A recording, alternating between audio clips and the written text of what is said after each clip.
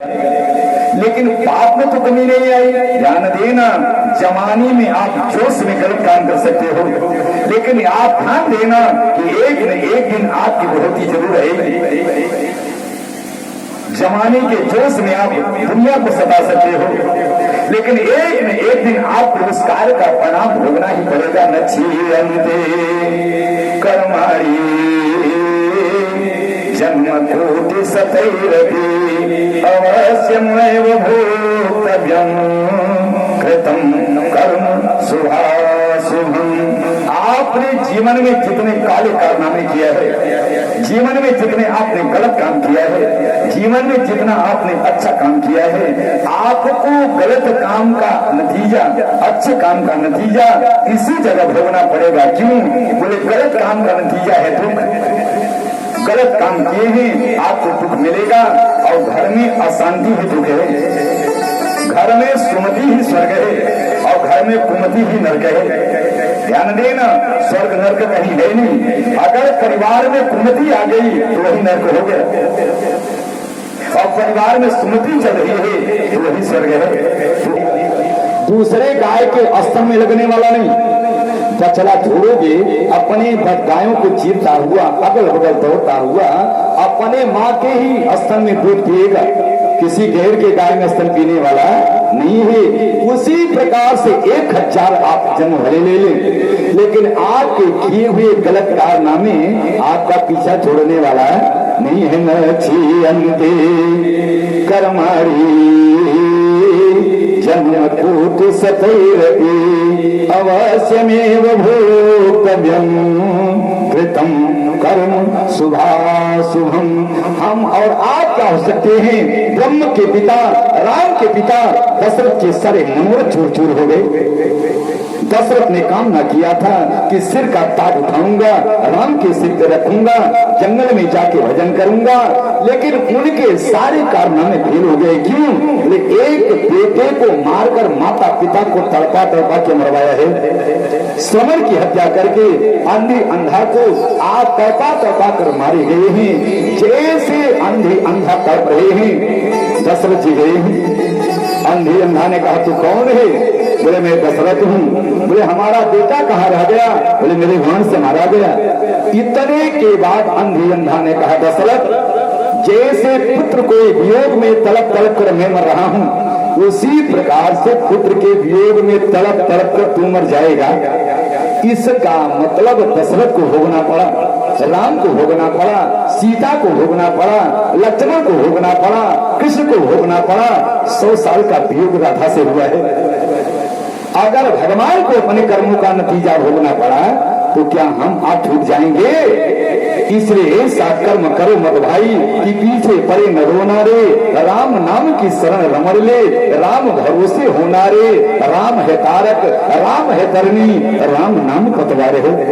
अजामिल आज पूरा जीवन गंदा काम किया है, लेकिन कहीं से आवे नारायण आजा, नारायण आजा, इसी बहाने कम से कम भगवान का नाम तो निकल रहा है।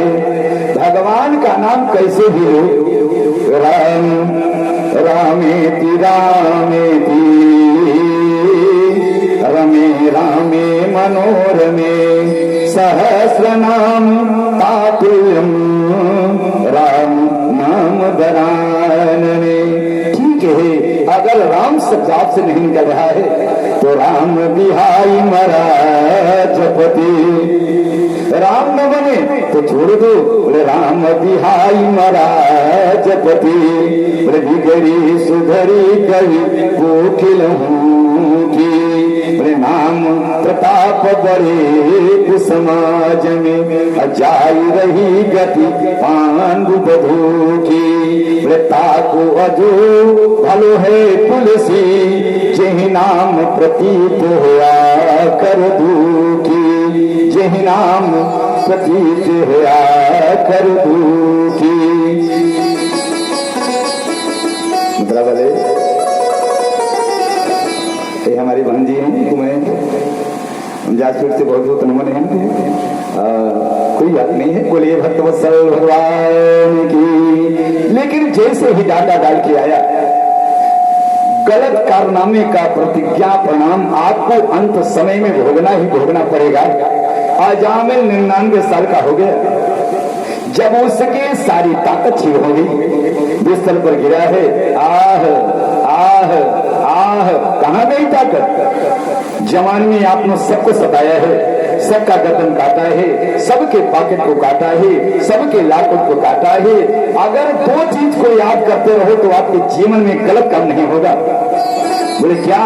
बोले तुलसी इस संसार में और जो चाहो कल्याण, नारायण एक मौत को दूजे श्री भगवान। दो चीज इंसान को याद आता रहे तो गलत काम नहीं होगा।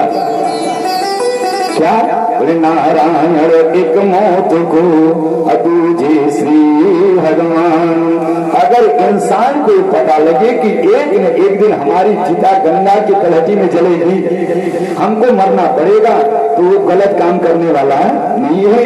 लेकिन आज का इंसान सोचता है कि मैं तो अमरनाथ बन के आया हूं, हमारी मौत होने वाली ही नहीं है। जिस दिन मौत को याद करोगे, राजा परीक्षित ने अपने जन्म को याद नहीं किया, लेकिन अपने मौत को याद करने के लिए 7 दिन गंगा की तलहटी में बिता रहे हैं। उनका जीवन मंगलमय हो गया, लेकिन भ्रष्ट पड़ा है।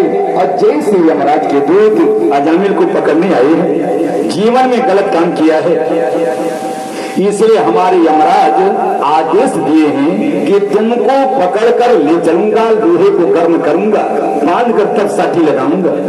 जैसे यमराज आए, उनके दूत आए, लंबे लंबे नाखून दिखाए, तो डर रहा है। ध्यान देना, यम के दूत अंत समय में मरने वाले को ही दिखाई देते हैं। सामने सारे लोग खड़े रहेंगे और किसी को दिखाई देने वाले नहीं। कभी कभी आप ध्यान देना, जिसके आज भूलका लगा रहता है वो रोता है। कभी आपने देखा है कि नहीं देखा है? वो आंख से आंसू गिराता रहता है, वो तो नहीं पाता। क्यों रोता है? बोले यम के दूत सताते हैं उसको। मौत के 3 दिन पहले से आना शुरू करेंगे। 3 दिन पहले शिव को आगाह हो जाता है कि यमराज के दूत हमको लेने के लिए आ रहे हैं। रात्रि तड़पाएंगे, दिन में तड़पाएंगे, इसलिए डर से वो अन्न और जल छोड़ देता है। यमराज के दूत त्रासित करते हैं। लेकिन जब यमराज के दूत आए हैं, तब आज बिस्तर पर पड़ा अजामिल किसको बुला रहा है? अपने अंतिम बेटे को बुला रहा है। नारायण आजा। क्यों? बोले यमराज के दूत डरवा रहे हैं। दूरे क्रीडन का सतम नारायण आवाहयम लागते स्वरूचि आगुहावा कुलेन्द्रिय। इतने प्रेम से अजामिल अपने अंतिम और 10वें बेटे को, नारायण को इतने प्रेम से बुलाया। नारायण आजा बेटे, तू कहाँ है? हमको यम के दूत तरसा रहे हैं। इतना प्रेम और दर्द भरा था आवाज में कि नारायण कहाँ नहीं है। बोले हरि व्यापक सर्वत्र समान और प्रेम प्रकट होई में जाना। नारायण इतना दयालु हमारा परमात्मा सोचा कि जीवन में हमको कभी नहीं बुलाया, लेकिन अंत भला तो सब भला। नारायण भगवान अपने 4 पीले पहनने वाले पीताम्बरधारी 4 अपने पार्षदों को भेजा। जा अजामिल जीवन में कभी नहीं बुलाया, लेकिन आज हमको बुलाया है। लगता है कोई कष्ट है क्या? जब नारायण के पार्षद गए तो यमराज के पार्षद दाहिना हाथ घसीट रहे हैं। नरक में ले चलूंगा, लोहे को गर्म करूंगा और साटी पे साटी लगाऊंगा। नारायण के दूतों ने कहा हाथ नहीं लगा सकते। बोले क्यों? बोले हमारे भगवान को बुलाया है, नारायण को बुलाया है। यमराज के दूतों ने कहा कर लो बात, ये आपके भगवान को नहीं बुलाया, ये आज नारायण को नहीं बुलाया, ये अपने बेटे को बुलाया है। नारायण के दूतों ने कहा कि इसका बेटा तो 2 साल पहले पैदा हुआ और हमारे नारायण अनाज काल से पैदा हुए हैं, ये हमारे भगवान को बुलाया है। बोले नहीं। तब धर्मराज के आज सामने हमारे नारायण के पार्षदों ने आज एक ज्ञान दिया है, संकेतन पारिहास्यम वा स्तोभम हेलन में भवा वैकुंठ नाम ग्रहणम अशेषा अघहरम विदु। मेरे भाई बहन, सुखदेव जी कह रहे हैं कि परिचित कोई जरूरी नहीं है कि भगवान का नाम प्रेम से लिया जाए ना, कोई जरूरी नहीं है कि आप प्रेम से आसन पर बैठो, गंगा स्नान करो, तिलक टीका लगाओ, धूप दीप जलाओ, भोग लगाओ और तब भगवान का नाम लो, कोई आवश्यक नहीं। सुखदेव जी कह रहे हैं संकेतन, संकेत करते हुए अपने बेटे का नाम अगर नारायण रखोगे, जगह कथा सुनाने गए, उसके 2 बेटे हो चुके थे और 2 बेटे का नाम अपने से रख लिया था। बोले गुरुजी बड़ो भाग कि तीसरा बेटा आपके कथा में पैदा हुआ है, इसका नामकरण आप ही कर दीजिएगा। हमका पहले बेटे का नाम, बोले उस समय सिनेमा चल रहा था तो सिनेमा के बीच में पैदा हुआ, उसका नाम रख दिया मनोरंजन। सिनेमा बंद हो गया, घर में सीडी आ गई, तो दूसरा बेटा पैदा हुआ, उसका नाम रख दिया चितरंजन। और तीसरा बेटा आपके आने पर पैदा हुआ है, इसका नामकरण आप ही कर दो। इनका बेटा कोई नाम के अनुरूप रहेगा। बड़े बेटे का नाम मनोरंजन, दूसरे बेटे का नाम चितरंजन, तो तीसरे बेटे का नाम संतमंजन। क्या मतलब है? बालो नारायण नामना पुत्रो से हम अपनी माँ बहनों से, अपने भाइयों से हाथ जोड़कर निवेदन कर रहा हूँ कि अपने नाती का नाम, अपने बेटे का नाम ऐसा रखना कि आप बुलाओ अपने बेटे को, बुलाओ अपने नाती को, और नाम किसका याद है? भगवान का याद है। संकेतम पारिहास्यम वा स्तोभम हेलन में भवा वैकुंठ नाम ग्रहणम अशेषा अघहरम विदु। सुखदेव जी कहते हैं कि अगर संकेत करते हुए भी भगवान का नाम निकला, अरे राम जी, अरे सीताराम, राधे राधे, हरिओम नारायण, जय जय श्री कृष्ण, संकेत करते हुए भी आपके मुंह से भगवान का नाम निकला तो आपके सारे पाप नष्ट हो जाएंगे। संकेतम पारिहास्यम वा, हंसी मजाक में भी भगवान का नाम निकल गया। आए बड़े राम जी के साले साहब बन के, आए बड़े कृष्ण भगवान के साले साहब बन के, अगर हंसी मजाक में भी आपके मुंह से भगवान का नाम निकला तो जीवन मंगलमय हो जाएगा।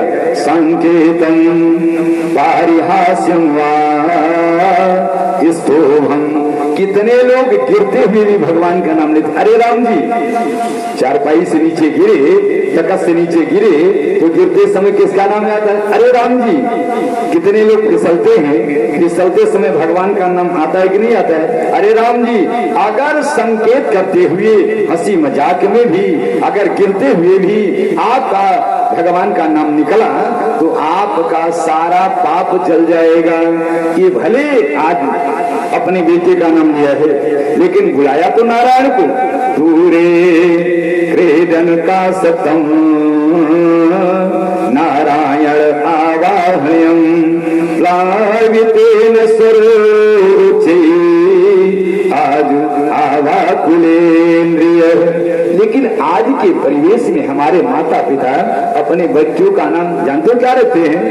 एटू, बेटू, सिंटू, पिंटू, चिंटू, न जाने कौन कौन सा नाम रखते हैं। ऐसा नाम मत रखो।